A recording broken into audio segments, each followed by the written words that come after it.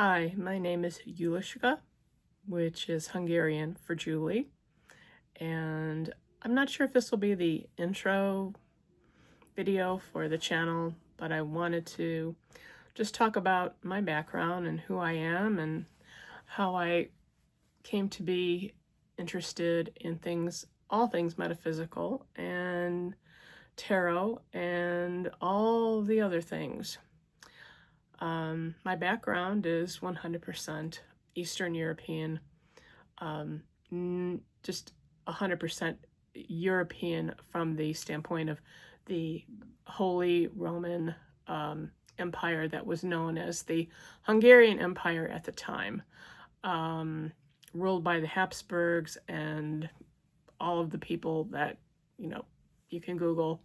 But that's where my family came from. The crux, that whole situation that was once known as, the cradle of Eastern Europe, the Carpathian Mountain Basin. My gift, if you will, I don't know what to call it, the things that I seem to have access to, or the spirit guides that guide me, are relatives. They're relatives that are no longer here, as well as some angels and some saints. My background is that I was brought up Roman Catholic, and even in that, there's so much mysticism in the Roman Catholic Church that's a whole other video. But I wanted to talk about my Hungarian grandmother, who lived with us. And actually, when I was born, I was brought home from the hospital, not to the house I would grow up in, but to her home, her very Hungarian home. And from the moment I was born, there was just an immediate connection between us. I didn't leave her side. She didn't leave my side. We spoke in Hungarian to each other. Sometimes we didn't have to talk to speak. That's just how it was. I remember being 5 and having to go off to school, to kindergarten, and there was a problem because I was speaking Hungarian and everybody else was speaking English, and that was an issue. So she shared her special gifts with me. I remember sitting in front of a mirror with her, and I would comb her hair, which she had grown just all the way down her back. It was literally hitting her past her waist, and she taught me how to braid her hair. And it was during those long talks in front of the mirror where we would just gaze into the mirror, and she would tell me that there are things that are just, even at age 4, 3, 4, 5, she would tell me and impart to me, even if I couldn't understand. She was trying to tell me that there's more to this world than what we can see. And sometimes we see it in the mirror. And sometimes it's good stuff, and sometimes it's bad, and sometimes it's just our reflection. But she made me look deeper into that mirror. And it was through those many sessions of brushing her hair and learning how to braid her hair that she taught me what she knew about all of the things that she learned as a child, as a girl, in her village, and the many recipes that I still have that are written in Hungarian for various things that I'll share at some point, and the stories of what village life was like and what people believed in and why they believed in the things that they did. And it was interesting that they had to, from what she told me and what my great aunt also told me, these were things that kind of were held closely among the women of the village. It wasn't really shared. it wasn't really something that the quote-unquote church would have appreciated probably at that point, but it was the information, the sacred information that she had, and that I knew my great aunt had, and the other women in the family had for generations, that she was sharing. So, in the small villages, back when the borders of the countries were very loose, people came and went from the various villages. There were sages, as we would call them today, or women who knew how to heal, women who knew what to cook for certain things, women who knew what to, if we want to use the word prayer, to say for certain things. And all of this she shared with me. My great aunt told me of many instances when answers would come to her from beyond what she would call the veil. I didn't understand that. I didn't know what the veil was until later. And she said that these gifts were family given. They were intuition. They were special things that I should cherish, and I couldn't possibly understand what that all meant. My experience with her went on from ages 5 to 7, even after my grandmother left this earth. And that was my aunt on my mother's side. So this all came down through the maternal lineage. My mom, yes, she knew things. She knew more than I did, but she was in the 50s housewife mold or hold. That had been a thing for her, and it just didn't fit into her life, so to speak, where she was being a good housewife to, maybe play around with all of the recipes and things that, my grandmother and I were sharing. She was definitely, part of the baby boom. I was one of the, I don't know if they call that baby boom. There's a certain segment that's the baby boom, and then, but anyway, she kind of poo-pooed it all, and really was into her homemaking for the 50s. And so, although she knew what was going on, my mom didn't, readily partake in things that my grandmother and I spoke of. But she knew my grandmother and I were speaking to each other without using words, because we would answer questions that we had heard them speak in Hungarian in our household, that they were not articulating. They were not speaking these questions, but we were able to pick up on what was going on, and especially between my grandmother and I. And my grandmother and I, even at that young age, were giving each other knowing looks, and we just knew. My grandmother, again, would talk to me in words without speaking, without, speaking the Hungarian language. But when we spoke without the words, it was always in Hungarian. And we would laugh and enjoy the day. And that was until I was 6 years old, and she transitioned to the other side. She never really left, however. She was always around. She made her presence known to me. And she's still here. And that's a beautiful thing. From age 6 through 13, my parents could not handle that I was still seeing her, talking to her, knowing that she was in the house somewhere. It just was not okay. And I was not to talk about it and not to discuss it or share it, because maybe it freaked them out and they didn't understand, especially my dad. Maybe my mom understood, but she just didn't want to, go there.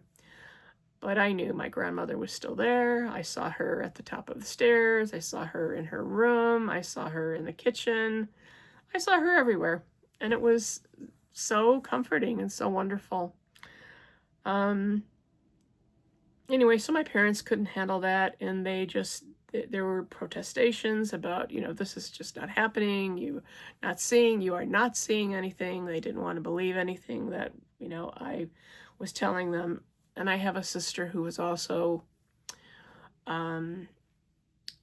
this way, I don't know what else to call it, who picked up on things. And she also, she actually was there when my grandmother passed, and she was so calm about it. She just came downstairs and she said, Grandma is not going to wake up anymore because she's not here.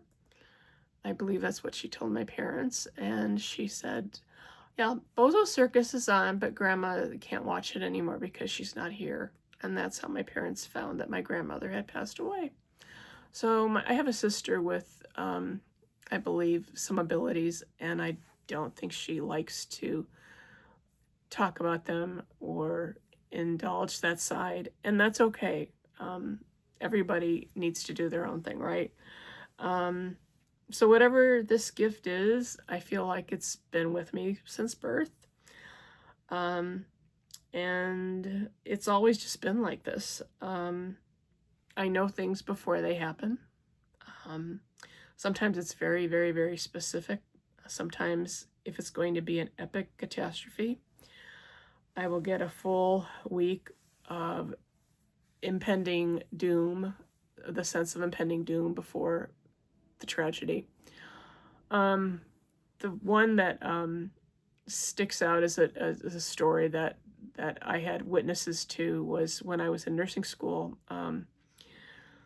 I had a lucid dream. I know I wasn't fully dreaming, but I saw the entire situation with the O'Hare Airport DC-10 crash. Before it happened later that day, I told my we didn't share rooms in nursing school, so a private little Catholic nursing school. I shared it with my friend Kathy across the hall, and I said, you won't believe the dream I just had. She said, that's bad. And I said, I know. I mean, what do I do with this information? And I knew, like, I just felt this impending doom, and there was nothing to do with the information. What was I going to do? Call O'Hare? So I don't have a plane. I don't have a tail number. I don't have anything. I just know something is going to happen, and it's going to be bad. As it happened, I was also dating a state trooper at the time who would end up at the site of the crash. So it just all came together, and I told him also of the dream, and that evening when I was trying to reach him, I could not get a hold of him, obviously, even though I had the backdoor number to the state police because we were in a committed relationship. And I was able to, at least get messages to him. And they said, Julie, you're not going to be able to get messages to him because he is out at the crash site at O'Hare trying to see what he can do. And when I did speak to him, I said, and I couldn't imagine a plane crash at that time, but he said it's so bad that I don't even want to tell you what we're finding. And I said, okay, I think I know how bad it is because I told you last night. And he goes, yeah, about that. He goes, do you see these things often? And I said, often enough that it can be disturbing. Can I turn it off? Yes, sort of. I've turned it off recently. After the loss of my husband, I just couldn't handle any other incoming stuff from anywhere, any side, it just was overwhelming enough to have lost him. So it's been off for a while. But I do sense things, and actually looking back at the months before my husband passed, I was getting messages from the universe left and right. Red flags were going up, but I did not want to believe them. I did not want to engage. I just was seeing messages pop up, and not that I was looking at the clock at 9:11 per se. Like I happened to look and, oh, it's 9:11 a.m. Oh, it's 9:11 p.m. No, messages were popping up from like random news sources, but the time was 9:11. 9/11. Receipts that were coming in weeks before he passed were 9/11, 911. And just a sense of something not being right, and knowing from just the astrology that I followed, and I just was, it's a particular astrologist, and I will mention his name because he was spot on, and he said that in December this relationship will end. I'm like, no, it's not going to end. You know, I've been married for 26 years. I'm happy and everybody's happy. And no, this is just wrong.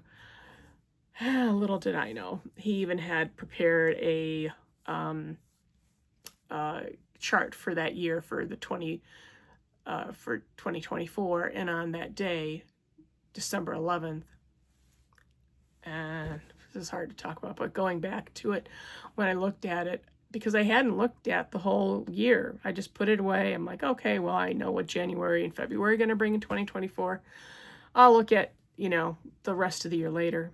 And when I pulled it out, in fact, just recently, for the day that he died, December 11th, this astrologer had put in all caps, which he doesn't do in these readings, all caps, underlined, exclamation points, watch out. So there was that. So what was there stuff in the universe that was trying to get to me, and that it was just too much, and maybe I knew somewhere inside that this was going to be his time, and it was just too much for me to handle, probably. It was just too much. And that's okay, because that might have been my archangels, my spirit guides, my ancestors, my grandmother protecting me from freaking out that this was going to happen.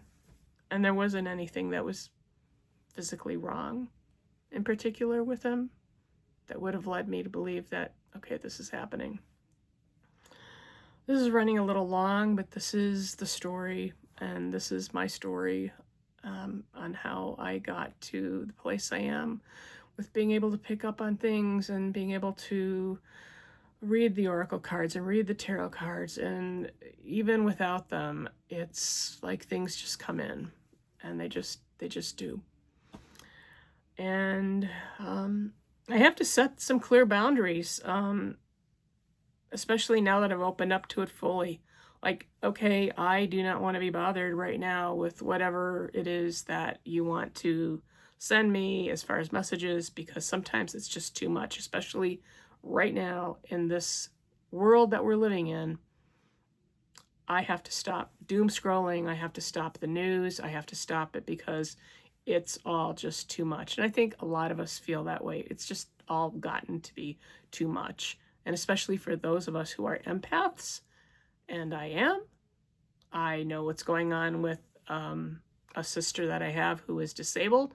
I know what's going on with her all the time. All the time. I don't know if that is, I'm not sure what sense that is, but I know what's going on with her all the time. I know when she's about to be in trouble with something or have a problem with something before it happens.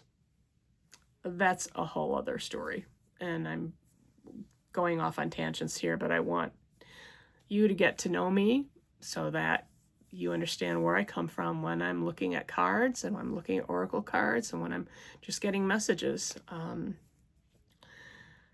Okay, sometimes if there is an urgent or an emergency, I just don't even get that boundaries that I set, or boundary that I set with the other side. They'll just come through anyway, which is okay. Recently, I had some of the 911 warnings, and people in my family actually had physical accidents. And I'm like, hi, do you want me to let you know when I'm seeing these 911s? And actually, the response was yes. And and when I'm getting these, I don't even know what to call them, downloads, information that something's going to happen, and if I can really focus, I can pretty much tell who the person's going to be that's going to have an issue. And these are people who are close to me. This isn't, I'm not going to the store and randomly picking up on things with people that I don't know, except every now and then when it's something really bad, like someone is dying or there's going to be some bad thing. That's another video. So the tarot and the oracle cards and all of the above, the crystals that I use, that I do feel have energy from the ages. I mean, everything is stardust. We're all stardust. You can, do the research. We're all energy. We're just all energy. And we're able to, I think all of us, tap into this. And I think it's, if you want to let it in, it's kind of a choice. And I get it. A lot of people don't believe in this stuff, and that's okay. And you do you, and awesome, and good luck. And this channel's probably not for you, because I'll be talking about all the things that get downloaded to me, that come to me through the tarot readings, and it just might not be your vibe, and that's okay. So with the cards, and in this world that's moving so fast with AI, I know that there are readings that you can get from ChatGPT and from Claude and all that. And it's like, okay, well, that's nice, but that's basically just because somebody put the information that's in a guidebook from, a tarot set or deck into Claude or ChatGPT or whatever they're using, and it will come up with cards, and it will, give you a reading. It, I guess can be fun and interesting, but authentic? I don't think so. Not so much. No. Me, what I do, authentic. It's real. And so playing with AI is, I think, a little bit scary. I don't just vibe read cards. I usually have to sit with them for a minute and wait for a message. So there's no, oh, this card is this card is that, this card means this. It's not like that for me. So I use a lot of meditation, a lot of prayer, a lot of mindfulness, and trying to stay in the moment. I use silent time. I use nature as a supportive environment for me to ground myself, so that what I'm picking up on is always authentic and coming from the best possible place. I don't believe in demons. I think there are scarier people walking the earth right now. that are humans that we need to be afraid of. Not so much demons or devils. I think those are constructs of a, religion that needed to control people. And it did, and it, worked. And I guess it still works for some. Again, I think people that are walking around that have malintent and don't want the best for others are scarier than anything you can dream up from a fairy tale or a book or a fantasy novel. That's just my thought. I hope this has helped you to get to know me a little bit. It's Huliska, and that's in Hungarian. You can call me Julie. So my readings will have a lot of intention in them. They will have a lot of time put into them. I see this as a relationship and hopefully a community that can be built where people who are seekers, and I am too a seeker, I get readings, I look for signs, I look to astrology, I look to tarot, I look to oracle cards. I am a seeker too, just like you. Because we need all the help we can get right now. And many times the answers are right inside of us, which is a beautiful thing. And knowing that, that the answers are inside of you, and maybe they just need to be helped out a little bit with, a tool that might look like a tarot card deck or an oracle card deck. That's a great thing because it gives us insight into so many things.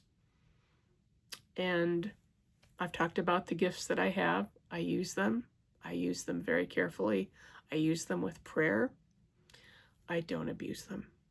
It's only and always and ever will be for the higher good. And that is my bottom line. I hope, again, that this has helped a little bit in getting to know where I'm coming from. May you have a very blessed day. And thank you for being here and for listening for, 20 minutes or so. Take care. We'll see you in the next video. Bye-bye.